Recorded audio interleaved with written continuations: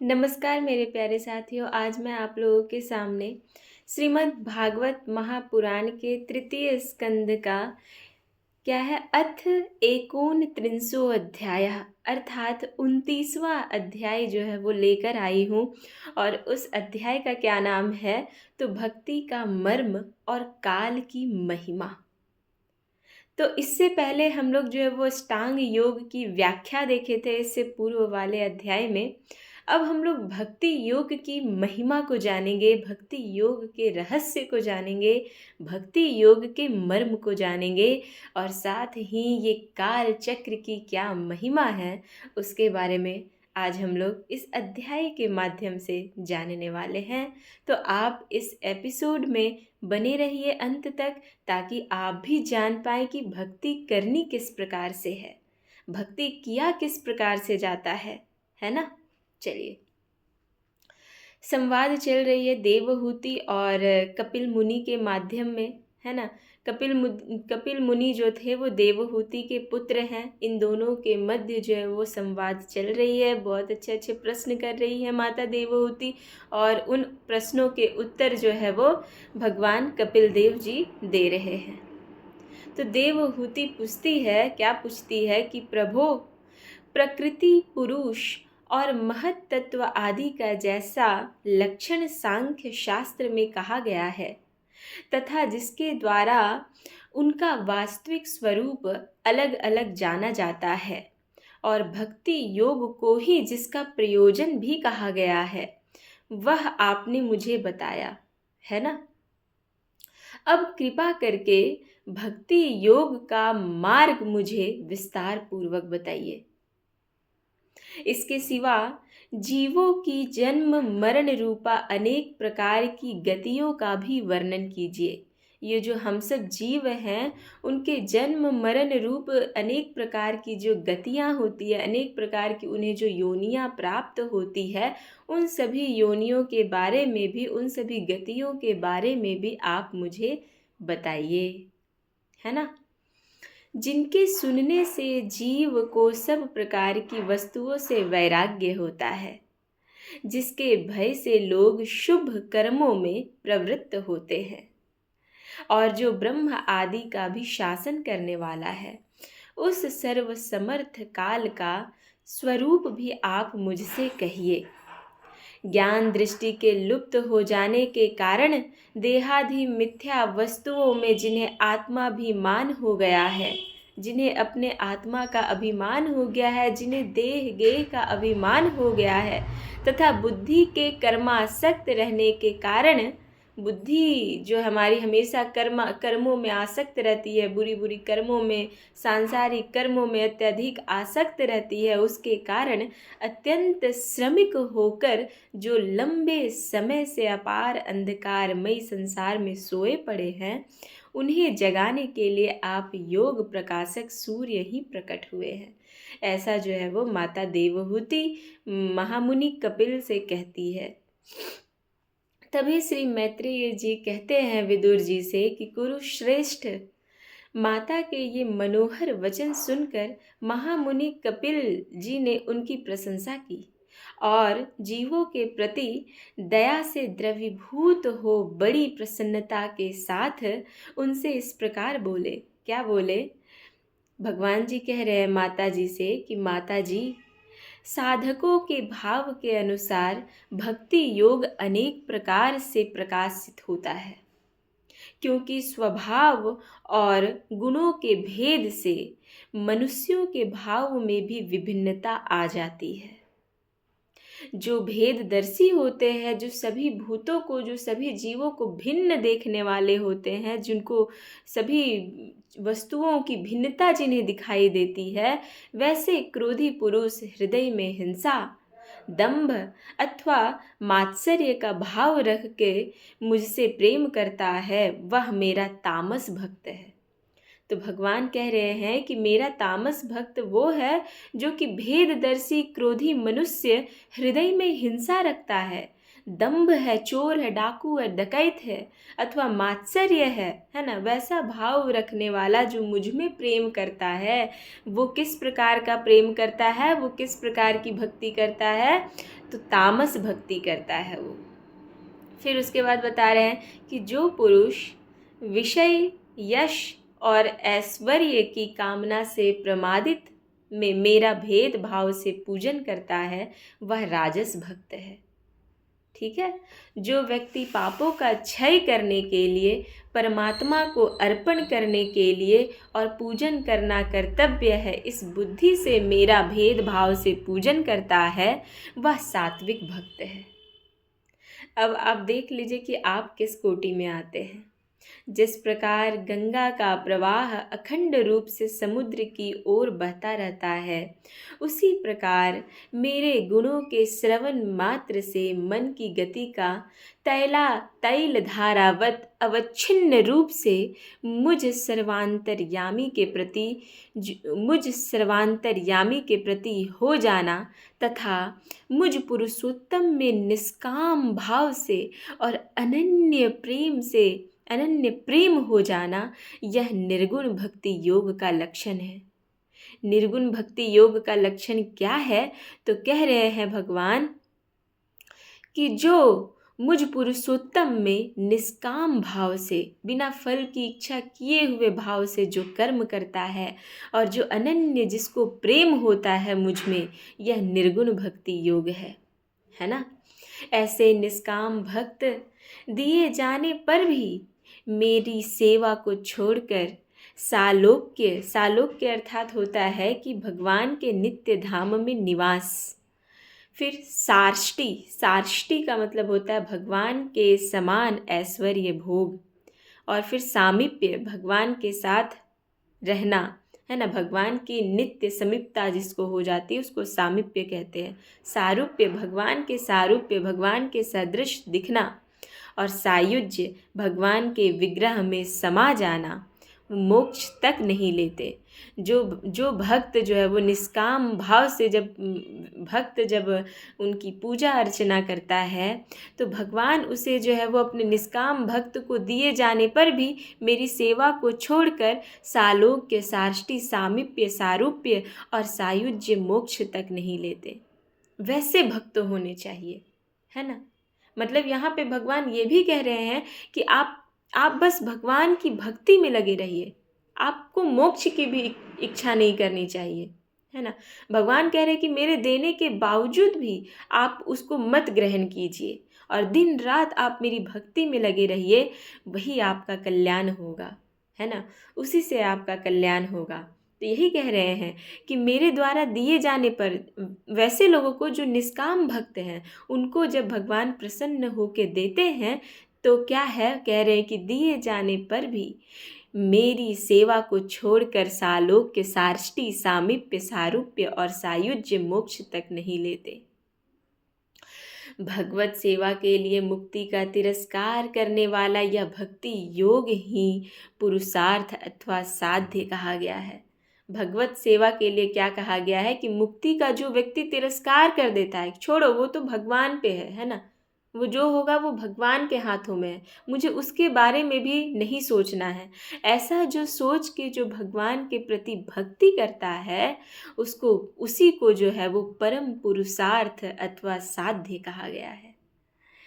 इसके द्वारा पुरुष तीनों गुणों को लांघ कर मेरे भाव को, मेरे प्रेम रूप अप्राकृत स्वरूप को प्राप्त हो जाता है।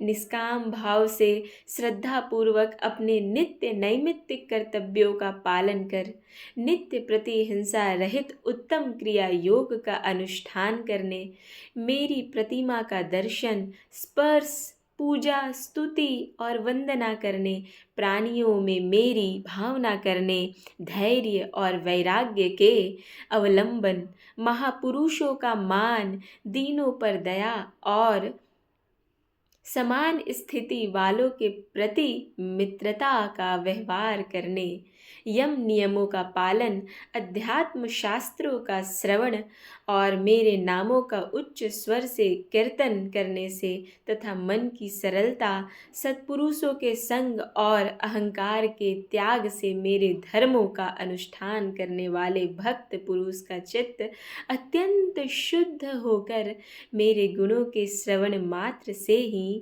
अनायास ही मुझ में लग जाता है।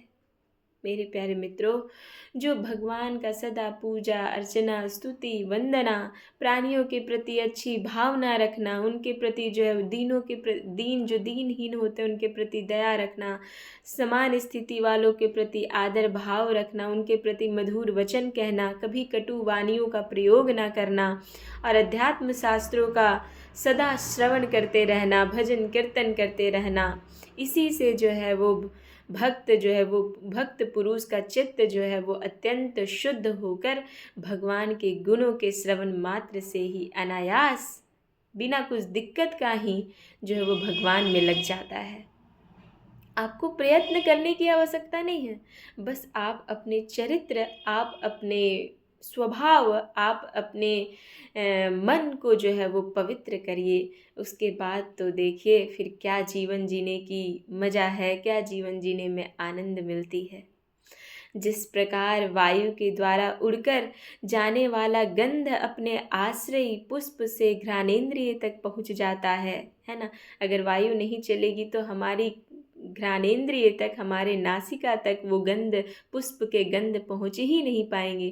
तो जिस प्रकार से वायु के द्वारा उड़कर जाने वाला गंध अपने आश्रय पुष्प से घ्राणेंद्रिय तक पहुँच जाता है, उस प्रकार भक्ति योग में तत्पर और राग द्वेष आदि विकारों से शून्य चित्त परमात्मा को प्राप्त कर लेता है। तो उसका मन कैसा होना चाहिए? तो राग द्वेष आदि विकारों से शून्य होना चाहिए। उसका मन जो होगा, जो भक्ति कर रहे हैं, जो लोग भक्ति करते हैं, उनका मन जो है वो कैसी होनी चाहिए? तो राग द्वेष, है ना, इन सभी विकारों से आप बिल्कुल शून्य रहिए। वैसे लोग जो है वो परमात्मा को प्राप्त कर लेते हैं। मैं आत्मा रूप से सदा सभी जीवों में स्थित रहता हूँ। इसीलिए तो भगवान शंकराचार्य जी कहते हैं अहम ब्रह्मास्मि।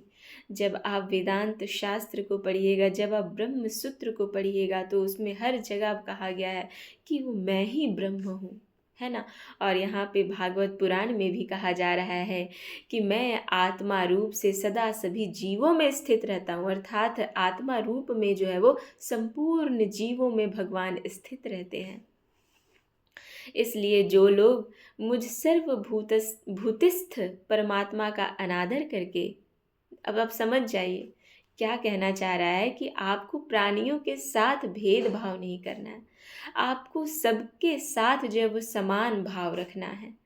तो यही यहाँ पे कहा जा रहा है कि जो लोग मुझ सर्वभूतिस्थ, जो भौतिक में जो भी जीव जंतु है, जो भूत में है जो जीव जंतु, उस सर्वभूतिस्थ परमात्मा का अनादर करके केवल प्रतिमा में ही मेरा पूजन करते हैं, उनकी वह पूजा स्वांग मात्र है। भगवान कह रहे हैं कि जो मनुष्यों का तिरस्कार कर रहे हैं, जो माता पिताजी को मार रहे हैं और सुबह मंदिर जाके पूजा कर रहे हैं, वो उनकी बस स्वांग मात्र पूजा है, बस वो शरीर से पूजा कर रहे हैं, मन से, तन से, बुद्धि से वो नहीं कर रहे हैं। और वैसे में भक्ति योग की जो साधना है वो आपको कभी नहीं प्राप्त हो सकती है। मैं सबका आत्मा, परमेश्वर सभी भूतों में स्थित हूँ। ऐसी दशा में जो मोहवश मेरी उपेक्षा करके केवल प्रतिमा के पूजन में ही लगा रहता है, वह तो मानो भस्म में ही हवन करता है। क्या बात है! जो भेददर्शी और अभिमानी पुरुष दूसरों जीवों के साथ वैर बांधता है और इस प्रकार उनके शरीर में विद्यमान मुझ आत्मा, मुझ अर्थात भगवान, साक्षात जो भगवान है, वो भगवान रूपी आत्मा से ही द्वेष करता है, उसके मन को कभी शांति ही नहीं मिल सकती। यहाँ पे भगवान जी स्वयं कह रहे हैं, भगवान अवतार लिए हैं, कपिल अवतार लिए हैं, कपिल मुनि का अवतार लेकर वो खुद जो है वो इस प्रकार की भक्ति योग का उपदेश कर रहे हैं और कह रहे हैं कि आप अगर कोई भी मनुष्य जो है वो किसी दूसरे प्राणी के साथ द्वेष कर रहा है, तो आप ये मत समझिए कि उस प्राणी से आप द्वेष कर रहे हैं, बल्कि आपको ये समझना पड़ेगा कि आप साक्षात पर ब्रह्म भगवान परमेश्वर से आप द्वेष कर रहे हैं। क्योंकि कुछ समय पहले ही पहली पंक्ति में उन्होंने कहा है कि मैं आत्म रूप से सदा सभी जीवों में विद्यमान रहता हूँ।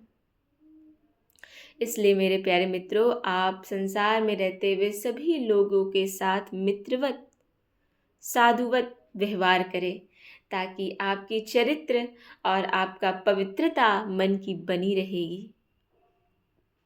माता जी, जो दूसरे जीवों का अपमान करता है वह बहुत सी घटिया बढ़िया सामग्रियों से अनेक प्रकार के विधि विधान के साथ मेरी मूर्ति का पूजन भी करे तो भी मैं उससे प्रसन्न नहीं हो सकता।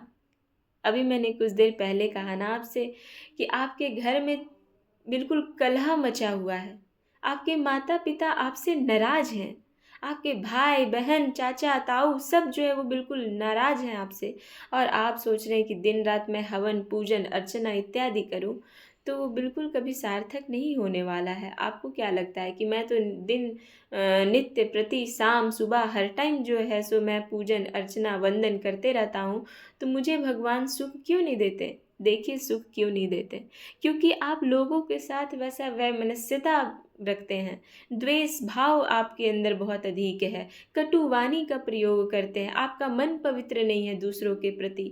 आप सज्जनों के प्रति हमेशा अच्छा व्यवहार तो रखिए, और दुर्जनों के साथ भी आप अच्छे व्यवहार रखिए, फिर देखिए भगवान जो बिल्कुल आपके संग संग रहेंगे। जो व्यक्ति आत्मा और परमात्मा के बीच में थोड़ा सा भी अंतर करता है, उस भेददर्शी को मैं मृत्यु रूप से महान भय उपस्थित करता हूँ।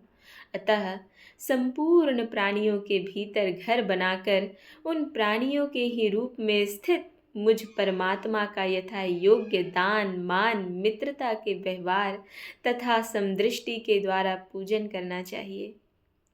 माता जी, पाषाण आदि अचेतनों की अपेक्षा, अर्थात पत्थर आदि अचेतनों की अपेक्षा वृक्ष आदि जीव श्रेष्ठ है, उनसे सांस लेने वाले प्राणी श्रेष्ठ है, उनमें भी मन वाले प्राणी उत्तम, और उनसे इंद्रिय की वृत्तियों से युक्त प्राणी श्रेष्ठ हैं। सेनेंद्रिय मतलब इंद्रिय युक्त प्राणियों में भी केवल स्पर्श का अनुभव करने वालों की अपेक्षा रस ग्रहण कर सकने वाले मत्स्य आदि उत्कृष्ट है, तथा रसवेत्ताओं की अपेक्षा गंध का अनुभव करने वाले अर्थात भ्रमर आदि और गंध ग्रहण करने वालों से भी शब्द का ग्रहण करने वाले अर्थात सर्प आदि श्रेष्ठ हैं। उनसे भी रूप का अनुभव करने वाले मतलब काक आदि रूप का अनुभव करते हैं, कौवा बगुले ये सब, वो उत्तम हैं, और उनकी अपेक्षा जिनके ऊपर नीचे दोनों ओर दांत होते हैं वे जीव श्रेष्ठ हैं। उनमें भी बिना पैर वालों से बहुत से चरणों वाले श्रेष्ठ हैं, तथा बहुत चरणों वालों से 4 चरणों वाले श्रेष्ठ हैं, और 4 चरणों वाले से भी 2 चरण वाले मनुष्य श्रेष्ठ हैं। मनुष्यों में भी 4 वर्ण श्रेष्ठ है, उनमें भी ब्राह्मण श्रेष्ठ है। ब्राह्मणों में वेद को जानने वाले उत्तम हैं, और वेदज्ञों में भी वेद का तात्पर्य जानने वाले उत्तम हैं, श्रेष्ठ हैं। तात्पर्य जानने वाले, संशय निवारण करने वाले, उनसे भी अपने वर्णाश्रमोचित धर्म का पालन करने वाले, तथा उनके भी आसक्ति का त्याग और अपने धर्म का निष्काम भाव से आचरण करने वाले श्रेष्ठ हैं। उनकी अपेक्षा भी जो लोग अपने संपूर्ण कर्म, उनके फल तथा अपने शरीर को भी मुझे ही अर्पण करके भेदभाव छोड़कर मेरी उपासना करते हैं, वे श्रेष्ठ हैं। इस प्रकार मुझे ही चित्त और कर्म समर्पण करने वाले अकर्ता और समदर्शी पुरुष से बढ़कर मुझे कोई अन्य प्राणी नहीं दिखता। अतः यह मान कर कि जीव रूप अपने संशय अपने अंश से साक्षात भगवान ही सब में अनुगत है, इन समस्त प्राणियों को बड़े आदर के साथ मन से प्रणाम करें। कह रहे हैं कि यह मानकर कि जीव रूप अपने अंश से साक्षात भगवान ही सब में अनुगत है, भगवान ही सब में है, इन समस्त प्राणियों को बड़े आदर के साथ मन से प्रणाम कीजिए। इस प्रकार से आपको प्राणियों के साथ व्यवहार करनी है और आपको सबके साथ आदर भाव और प्रणाम करने की आपकी वो होनी चाहिए, व्यवहार होनी चाहिए। माता जी, इस प्रकार मैंने तुम्हारे लिए भक्ति योग और अष्टांग योग का वर्णन किया। इनमें से एक का भी साधन करने से जीव परम पुरुष भगवान को प्राप्त कर सकता है। भगवान परमात्मा पर ब्रह्म का अद्भुत प्रभाव संपन्न तथा जागतिक पदार्थों के नानाविध वैचित्र्य का हेतुभूत स्वरूप विशेष ही काल नाम से विख्यात है। प्रकृति और पुरुष इसी के रूप है तथा इनसे यह पृथक भी है। नाना प्रकार के कर्मों का मूल अदृष्ट भी यही है तथा इसी से महत तत्व आदि के अभिमानी भेददर्शी प्राणियों को सदा भय लगा रहता है। काल से ही उन्हें इसी से तो भय रहता है कि ना जाने काल कब मुझे उठा कर ले जाएगा, और मनुष्य इसी से अधिक जो है वो भयभीत रहते हैं। जो सबका आश्रय होने के कारण समस्त प्राणियों में अनुप्रविष्ट होकर भूतों द्वारा ही उनका संहार करता है, वह जगत का शासन करने वाले ब्रह्मादि का भी प्रभु भगवान काल ही यज्ञों का फल देने वाले विष्णु हैं। इसका न तो कोई मित्र है, न कोई शत्रु, और न तो कोई सगा संबंधी ही है। यह सर्वदा सजग रहता है और अपने स्वरूप भूत श्री भगवान को भूलकर भोग रूप प्रमाद में पड़े हुए प्राणियों पर आक्रमण करके उनका संहार भी करता है। इसी के भय से वायु चलता है, इसी के भय से सूर्य तपता है, इसी के भय से इंद्र वर्षा करते हैं और इसी के भय से तारे चमकते हैं। इसी से भयभीत होकर औषधियों के सहित लताएं और सारी वनस्पतियां समय समय पर फल फूल धारण करती हैं। इसी के डर से नदियां बहती हैं और समुद्र अपनी मर्यादा से बाहर नहीं जाती। इसी के भय से अग्नि प्रज्वलित होता है और पर्वतों के सहित पृथ्वी जल में नहीं डूबती। इसी के शासन से यह आकाश जीवित प्राणियों को श्वास प्रश्वास के लिए अवकाश देता है और महत्त्व अहंकार रूप शरीर का 7 आवरणों से युक्त ब्रह्मांड के रूप में विस्तार करता है। इस काल के ही भय से सत्व गुण आदि नियामक विष्णु आदि देवगण, सत्वादि गुणों के नियामक विष्णु आदि देवगण, जिनके अधीन यह सारा चराचर जगत है, अपने जगत रचना आदि कार्यों में युग क्रम से तत्पर रहते हैं।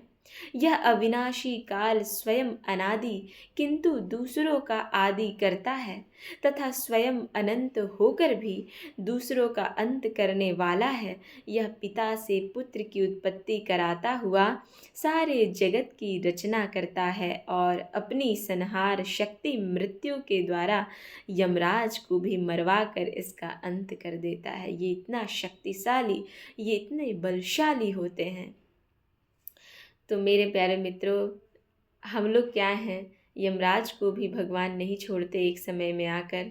तो हम लोग तो बिल्कुल उनके एक अंश मात्र हैं, बिल्कुल एक छोटी सी एक तिनका के समान है। इस पूरे ब्रह्मांड में एक तिनका, एक कण के समान है हम लोग, और उसमें भी हम सभी मनुष्यों को इतना जो है वो वहम रहता है, इतना अहम भाव रहता है। पता नहीं क्यों ऐसे लोग सोचते हैं, मुझे नहीं समझ आता। लेकिन मनुष्यों को अब कम से कम कथा का श्रवण करने के पश्चात उन्हें सजग होना चाहिए, सचेत होना चाहिए और विचार करना चाहिए अपने जीवन के बारे में, अपने संसार के बारे में, अपने परिवार के बारे में, संपूर्ण ब्रह्मांड के बारे में विचार करना चाहिए और आपको वैसा व्यवहार करना चाहिए। और अपना मन को पवित्र बनाए रखिए, आपका सब तरीके से कल्याण होगा। नमो नमः। ये कथा अगर आपको थोड़ी भी पसंद आई हो तो लोगों तक पहुंचाइए, प्रचार प्रसार कीजिए। नमो नमः। नमः संस्कृताय। ओम नमो भगवते वासुदेवाय नमः।